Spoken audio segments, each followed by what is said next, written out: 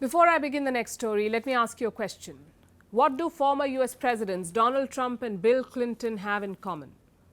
Yes, they've both been impeached, drowned in corruption probes, with lies, cover-ups, pardons, and payoffs, and adultery. But do you know what else they share in common?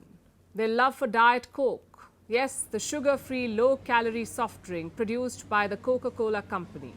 It saw a heady ascent in the 90s. The world swooned towards the drink's aisles, looking for this fizzy elixir that promised to help its patrons shed a few extra kilos.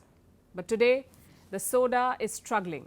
Sales have declined every year since 2006. There's hatred from the nutrition community and dejection from governments. Yet many continue to guzzle one can after the other, but now their hopes seem to have gone completely flat because Diet Coke may be causing cancer. And this is according to the World Health Organization. Its cancer research arm reviewed aspartame. It's a white, odorless powder, a low-calorie artificial sweetener. It is added to Diet Coke. It is the very ingredient that makes the soda sugar-free. But for the first time, it is set to be declared a possible cancer risk to humans. A report will be published next month with the WHO labeling the sweetener, quote-unquote, possibly carcinogenic to humans. This means there is some evidence linking it to cancer. And this news has already spread like wildfire, prompting widespread angst and collective gasps from Diet Coke lovers, but also affirmative nods from those who never believed the soda was healthy. I'm kind of addicted to Diet Coke a bit, and that's going to make me maybe want to think about changing to like flavored sparkling water, maybe that's not got any sugar or aspartame in it. I'm surprised it took this long. That was like 40 years or something for them to finally come out with it. But I'm sure they knew it a long time ago. While the news of death by Diet Coke is making waves, I should tell you that this is not the only product that uses aspartame. The sweetener has been widely used since the 1980s. It is on restaurant tables, in our home kitchens, and our fizzy drinks, chewing gums, cereals, and even cough drops. All in all, it's almost everywhere. It has been authorized for use globally by regulators.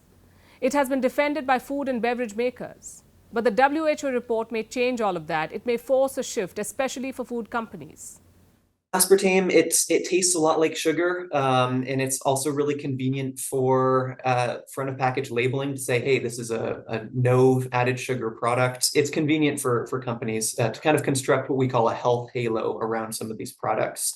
Unfortunately, in this case, as you dig a little deeper, you realize that sometimes something like a diet soda might not quite be the health food that we might have hoped. The consumer taste is a very, very difficult thing to get right. So the fact that they already have it right, that's why they're reluctant to change. But they're going to have to. Companies will have to change, but so will consumers. Even though right now many of them are riddled with confusion because this news contradicts what the world has believed so far. It seems like everything causes cancer these days, so I kind of take it with a grain of salt. I don't think I'm going to give up Diet Coke completely. The thing is, nutrition research is constantly evolving. With new studies, long-held facts are deemed lukewarm assumptions. Really, anytime an organization like the World Health Organization changes guidance, it really just causes people to question, okay, like what can I trust anymore if things are constantly changing? I would encourage people just realize that, hey, this is the way science works sometimes, but also as much as possible realize that there are consistent eating patterns that have been shown over and over again to be risk-free. The fact of the matter is, a little bit of confusion is better than not knowing if something causes cancer. Remember when cigarettes were sold as something healthy? Maybe this is a case of déjà vu with the sweetener too. And experts say cutting down is the way to go. Certainly cutting down on it is a great place to start. It's really incredible once you start removing things from your diet. It can be a little bit of a challenge at first, but people's tastes do change. And this change in taste seems necessary. For decades, aspartame has served as a miracle of modern science. It let us have our cake and eat it too. But now maybe it's time to face the bitter truth.